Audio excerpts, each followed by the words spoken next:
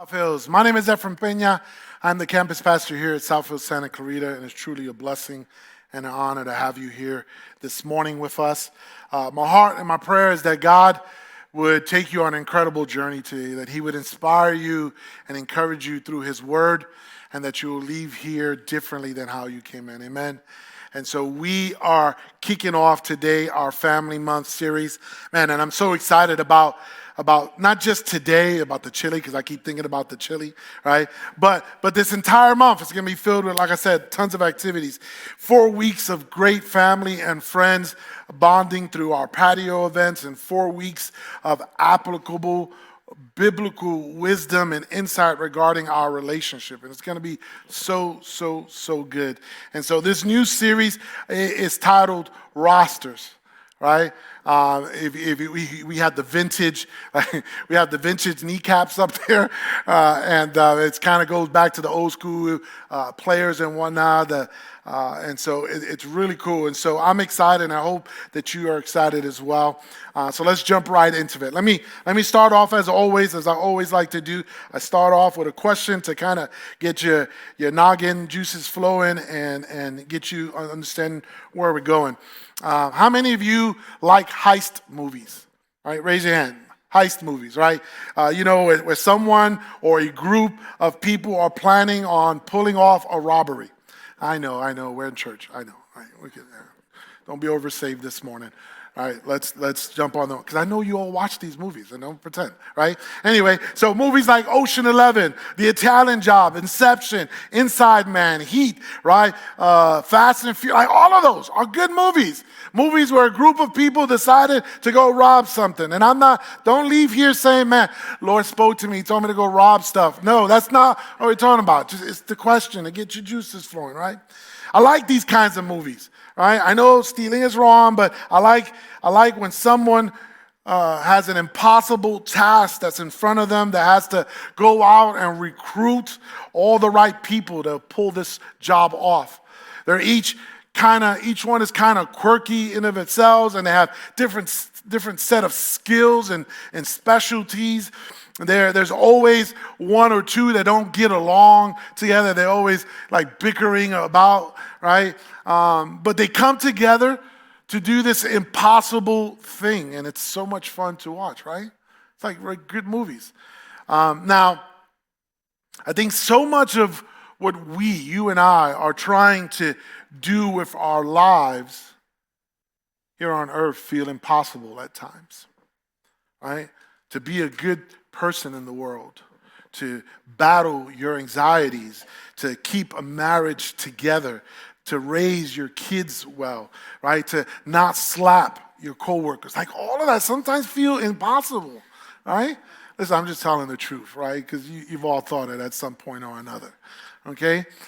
Do you really think that we're going to be able to do all these things by ourselves? Even Jesus needed a team of 12 to pull off His mission, and he was God, right?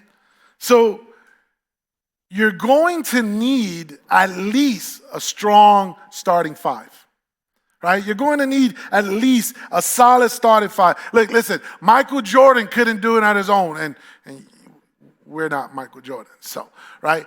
We're going to need a solid starting five. So if you are on your team, who are the other four? Think about that. You need a team of starting five and able to get the things that you want to accomplish in life. If you're one of them, who are the other starting four on your team? Who's on your roster? Who's on your roster? But you don't just need 4 random people either. You need 4 specific types of people. You're looking to fill certain roles, and not everybody can do all the roles or fit all the roles. You need certain skills and specialties in order to accomplish what you're trying to accomplish in life. And just like on a basketball team, you don't just need 4 players, you need 4 specific types of players to fill different roles and round out your team. Because Truth of the matter is they can't all be the same. Imagine if your team is all 5'4". You can't really accomplish or get a rebound against other teams, right? And so they need to be specific, right? They have to bring different things to the table, which means that you're not just looking for quality, you're also looking for diversity. Friends, if you want to be a well-rounded, healthy person, the team that you put around you needs to be as diverse as possible. They have to be diverse. They cannot have the same set of skills and qualities as you. People with varied experiences, with different attitudes and ages and politics and even theologies. Because this month is Family Month, you should know that in order to have great relationships inside of your family, you have to have great relationships outside of your family. Does that make sense? Right? Because the person that you marry or have married, they cannot meet all of your needs. Maybe you just figured that out and you've been married for like 30 years. That the person that you married cannot meet all of your needs. And when you don't understand that you need a team, you now begin to put too much pressure on your partner. You begin to put too much pressure on your partner and you end up accidentally suffocating the relationship. You won't get all your needs met. They will feel insufficient and the relationship will crumble because your expectations of them were wrong from the get. And not only that, it takes more than two parents to raise well-rounded kids. So you need the right people around you to help you be what you need to be for them.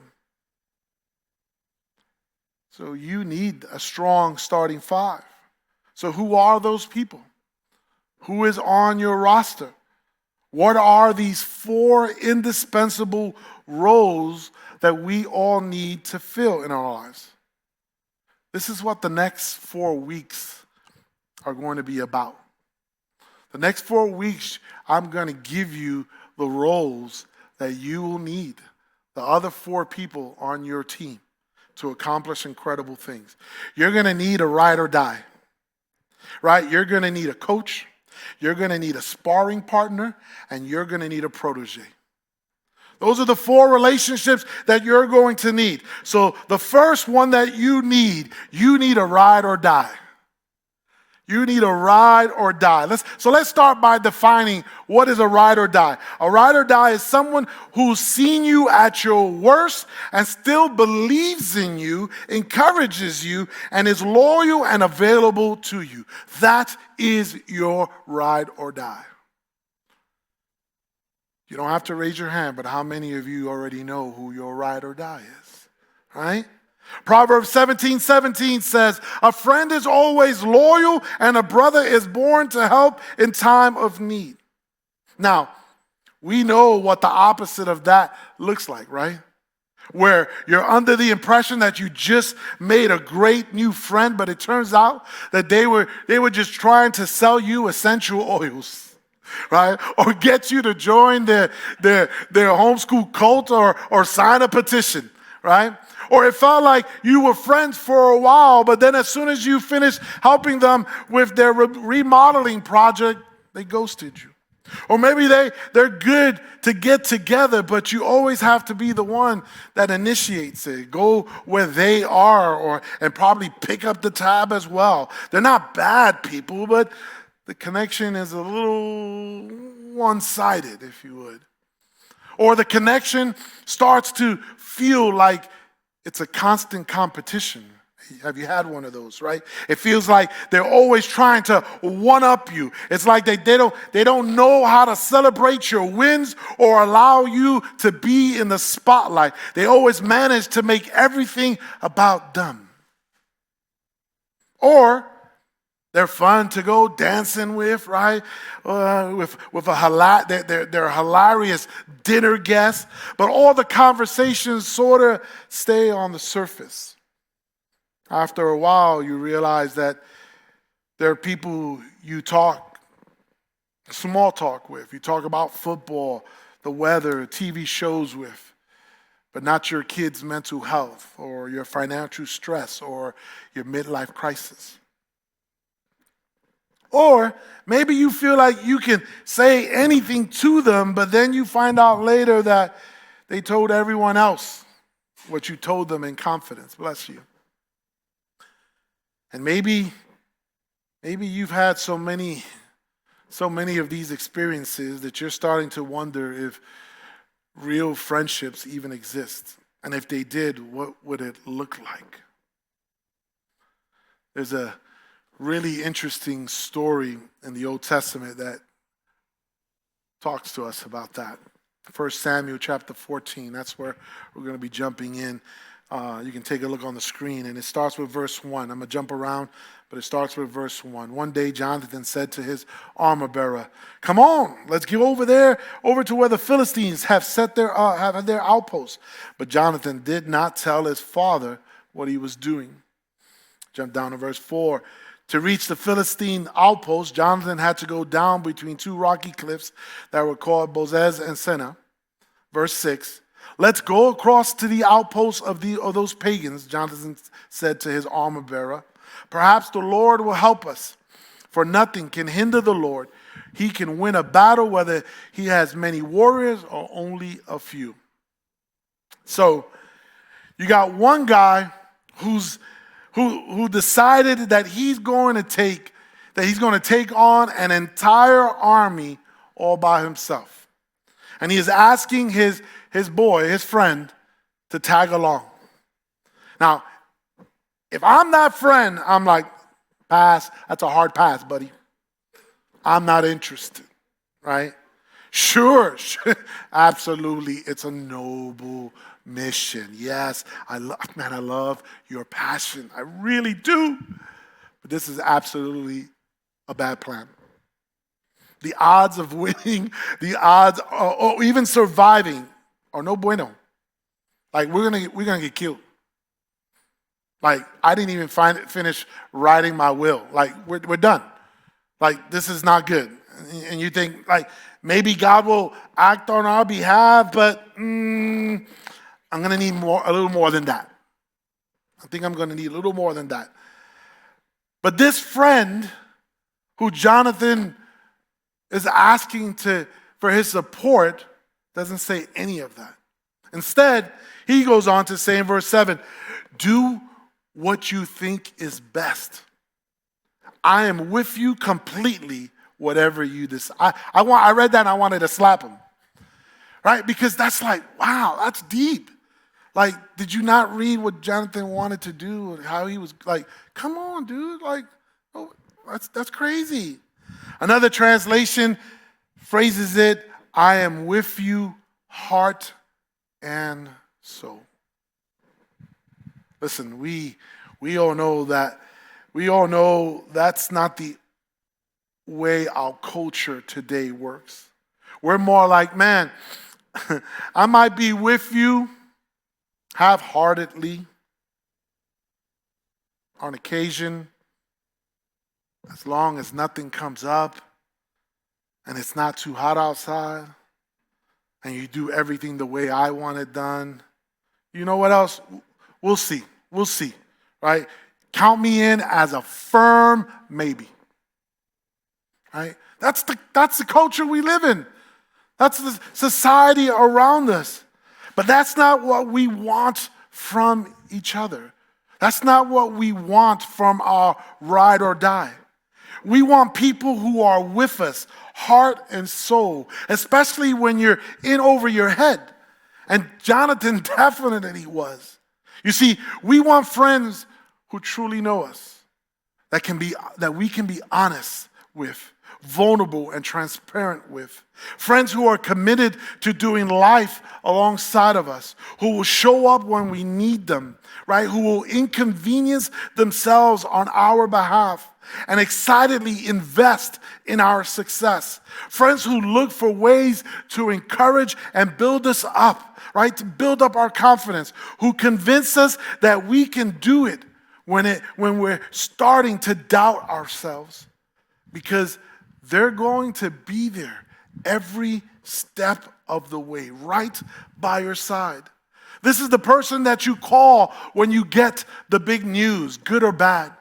Who, when you lie and say, yeah, I'm fine, they don't buy it and insist that you tell them what's really going on. The person who loans you shirts, tools, or even cash and acts insulted when you try to pay them back. Sometimes, right? Someone you wouldn't think twice about showing up to hang out with, unshowered and in your sweats. They brag about you to other people when you're not around. And if you're honest, they'd probably take a bullet for you, hide a body with you, right? Fly across the country for you at a moment's notice, or take your call in the middle of the night to talk you through some deep depression. Isn't that what you want? I want that. I think that's an incredible friend to have. It's what we all want, friends, if we're honest. Because without a ride or die, you won't know what it feels like to feel accepted for who you are no matter what. That's an incredible person to have, to feel accepted no matter what. And I think it's tempting to look at this story and I think, man, I wish I had an armor bearer who could do it all, who could do all that for me. But what if? What if the idea behind this story isn't that you're the Jonathan in the story in need of an armor bearer, but that you're the armor bearer in need of a Jonathan? Something we say in Discover, right? It's one of our things in Discover, and it says that everything that we're desperate to get from someone else, we were designed to give to someone else. Think about that. Everything that we're desperate to get from someone else, we were designed to give to someone else. In other words, the best way to have a ride or die is to be a ride or die. Best way to have a ride or die is to be a ride or die. Jonathan's armor bearer is all in, so he tells him the rest of the plan, right? In verse 8, he says, all right then, we will cross over and let them see us. If they say to us, stay where you are or we'll kill you, then we will stop and not go up to them. Verse 10, but if they say, come on up and fight, then we will go up. That will be the Lord's sign that he will help us defeat them. Wow. To which I would reply, did God tell you that, or that's something you just made up, buddy? That's tricky right there. But when Jonathan reveals the rest of the plan, which is stupider than the first part, right? The armor bearer is unfazed by it. All right. He says in verse 11 to 13a, when the Philistines saw them coming, they shouted, look, the Hebrews are crawling out of their holes. Verse 12, then the men from the outpost shouted to Jonathan, come on up here and we'll teach you a lesson. Come on, climb up right behind me, Jonathan said to his armor bearer, for the Lord will help us defeat them. Verse 13. So this is important. So they climbed up using both hands and feet. Now there's not a wasted word in that last sentence. So they climbed up using both hands and feet. They climbed. They did it together using both hands and feet. In other words, they were fully committed. everything they were and everything that they had, devoted to the task that was in front of them, fully exposed, vulnerable, outnumbered, more likely to die than to live, guaranteed to be exhausted, tired, hands and fingers depleted by the time they climbed up, right? When was the last time you went out of your way and exhausted yourself to do something that was really important to a friend? Think about that. When was the last time that you were fully committed? You went all out. You exhausted all of yourself for your friend. Even though their obsession with it was a little illogical, and it didn't totally make sense to you, and it was going to take up a lot of your time, and you had other things going on.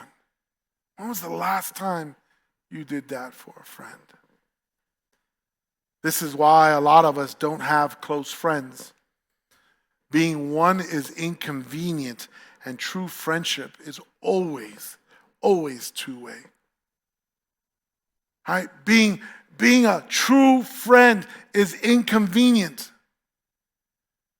But it always has to be a two-way. Ecclesiastes 4:9-10 says, 2 people are better off than one, for they can help each other succeed. And if one person fails, the other can reach out and help. But someone who falls alone is in real trouble. The real trouble. This is the mentality that both of these guys in this story have. We don't know what's going to happen, but no matter what, we're in it together. We're in it together. You're my ride or die, bud. This is me and you. Me and you against the world. As long as I got you, baby. Right? Anyway, I've got to be honest. Some of the most incredible moments of my life, right, are when I failed hard right next to somebody that I knew that had my back no matter what. It's moments like this where you begin to realize that the togetherness is way more important than the trophy itself. The togetherness is what counts. I remember the day that God called me to go from California to Puerto Rico, and was calling us to go to Puerto Rico to plant and open a church. And I kept asking my wife, is God speaking anything to you lately? She was like, no. It took me almost 2 years before I even shared that news with her. Because she didn't like Puerto Rico. She didn't. I was like, she's going to slap me the moment I say let's go to Puerto Rico. All right? And I asked the Lord, I think you're going to have to tell her. Because I'm a little scared. And he did. And he did through a friend of hers. And once she got that word that it was time for us to get moving, we began to track this journey. We sold half of our house possessions. We tried to map it out for our kids, and we packed everyone, and we left on July 17th of 2001. And the journey there was so difficult. Planning an English-speaking church, a progressive English-speaking church in a traditional Spanish-speaking country. And just for the record, I just want to say that Puerto Ricans are U.S. citizens, just in case you didn't know. I just wanted to share that. That's not in my notes, but I just wanted to share that. So we used our driver's license to get into the state. Anyway, to Puerto Rico. And so my wife, we did everything we could. The ride or die, she was in it. She was in it, and she was going to do whatever it was. We were going to figure out the kids situation. We were going to figure out our home. We were going to figure out what to eat. Like we had where we were going to live. Like the first couple of nights, we stood in a hotel because there was so many unknowns. But together, we knew that we were going to be able to accomplish things. And we stood there 8 years, and we built an incredible church community, and God did so many things, and it was incredible. But I love when people decide to take on some crazy harebrained challenges together. Like, let's the four of us do 75 hard, right? Get workout, get buff, like, oh, yes, right? Let us save up let's just save up and let's take Bill to Hawaii for the first time. Let's go out to every Mexican restaurant in a 10-mile radius and try out the tacos, right? Like, let's memorize the book of Titus. Like, hello, it's only 3 chapters. We can do that, right? Let's all train to be hibachi. I love hibachi. Like, ching, ching, ping, ping, ping. I love all that stuff. Let's all train to be one of hibachi. Anybody with me? That's why you're not my ride or die, see? I asked my wife. She's like, yeah, let's do this, right? See, they want to achieve the goal, or at least one of them does, but they realize that the point is the process, the togetherness, all of the time, the effort and the energy that's going to be required to show up and struggle alongside each other and fumble and fail and even look stupid together, right? Because like all the best things in life, the point isn't succeeding at the thing, it's solidarity, it's partnership, it's togetherness with the people. That's why in this story, Jonathan and the armor bearer know that they know that they're going to win even if they lose. Because the real win is in the relationships. And honestly, they don't expect to win the battle, and they know that they are outnumbered, but they're in it together. And the most confidence that they had was, maybe God will show up. That's the most confidence they had. Maybe God will show up and help us. Probably not, but maybe. And interestingly, God did. In verse 13b, the Philistines fell before Jonathan, and his armor bearer killed those who came behind them. Verse 15, suddenly panic broke out in the Philistine army, both in the camp and in the field, including even in the outposts and raiding parties. And just then an earthquake struck, and everyone was terrified. Man, this is crazy. This is crazy. This incident actually turned the tide of the war. But the victory doesn't happen, friends, without the all-in friendship of the armor bearer. This is a fight Jonathan would have never picked all on his own. He needed his ride or die. I'm going to wrap this up this morning. Now, maybe at this point of the story, if this is the first time you're hearing it, you're thinking, man, good for Jonathan. But where do I find a ride or die? Where do I find an armor bearer like this? And that's a reasonable question, friends. But I have to tell you that a ride or die isn't something you find. It is something that you form. They're not at Target on the rack. Can't buy it. It is something that you form, you cultivate, you develop, you invest in. It's a process. Clinical psychologist Dan Montgomery calls it taking the elevator all the way down. In other words, you step into a relationship and then slowly go deeper and deeper over time. And he identifies at least 4 levels of connection that I want to share with you as we wrap this up. The first level is the surface level, right? This is the level where we kind of share information. This is mostly bumping into each other in public and engaging in kind of small talk about the weather, sports, your job, or something that you saw online. Every relationship starts here at this level, the surface level. And then if cultivated properly, it moves on to the acquaintance level, where we start now sharing opinions. Some of us like to share opinions at the very beginning, right? But this is where we share our opinions in the acquaintance level, right? This is where we start sharing our personal thoughts and opinions on issues like health, society, relationships, parenting, and education with people that we see regularly. Then there is the friendship level, right? The level where we share feelings. This is where we start sharing our feelings about life, situations, and people, but in a somewhat guarded way. We're fishing for compatibility and empathy and safety. And then lastly, we hit this level called the intimacy level, right? This is where we share our insecurities. This is where we come clean. We come clean with our dark side. This is where we share the memories, the wounds, the reflections that make us who we are but feel scared to share, to open up.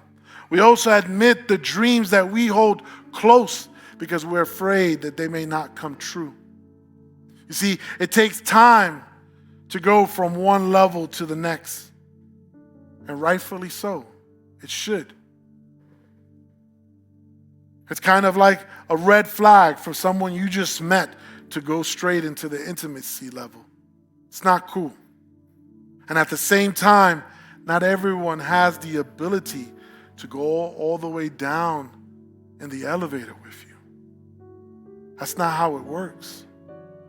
Some people don't have the capacity to go deeper with you, and other people just don't want to. If you don't understand and recognize that, friends, you will have unrealistic ride or die expectations of someone who just wants to remain at the acquaintance level. They don't want to be your ride or die. And you can't force them to be your ride or die. Remember, true friendship is always two-way. In other words, they have to reciprocate the level that you want to be at. And if not, you can't force that. So here's your homework for this week. Determine to be someone's ride or die. And maybe you already know who's your ride or die. Just acknowledge it again. But determine to be someone's ride or die. Make it clear that you're with them, heart and soul. Because they're going to want to need that. Because maybe they thought they were at this level or at that level. And they need you to say, hey, I'm your ride or die. I'm with you, heart and soul. And I wonder, what if this next season could become the most closely connected one you've ever had? What if you became willing to make more acquaintances so that you could make more friends and find those people who have the potential to be a ride or die? I tell you this, you will never be able to take that relationship all the way to the intimacy level with someone if you never leave your house, if you never go to where people are, if you never put down your phone long enough to connect with people. In order to get some, you got to give some. You got to go out there where they are and start to build relationships. I just met a man this morning who was invited by another person just off of a superficial, very surfacey engagement. He invited him to church, and he came to church, and I'm glad that he did, as he is trying to find a community for himself because he's new to the neighborhood. You got to start somewhere. You got to let the guard down a little bit in order to find out if there's a ride or die out there waiting to find you. Amen? Is that good? Thumbs up? Let's pray. South Hills Church, I just want to take a moment and say thank you for watching our service online. Whether you're watching it for the first time or you're watching it again because you enjoyed the service so much from the weekend, I'd like to take a moment and dive into our giving. Every week we give people the opportunity to give back and give to the local church so that God can continue to bless your lives and bless your finances. Here at South Hills, we believe that everything comes from God. We believe that He's the one that chose us and brought us into this world, gave us our gifts and talents and abilities. And I just want you to know that when we give, we are giving back what God has already given to us.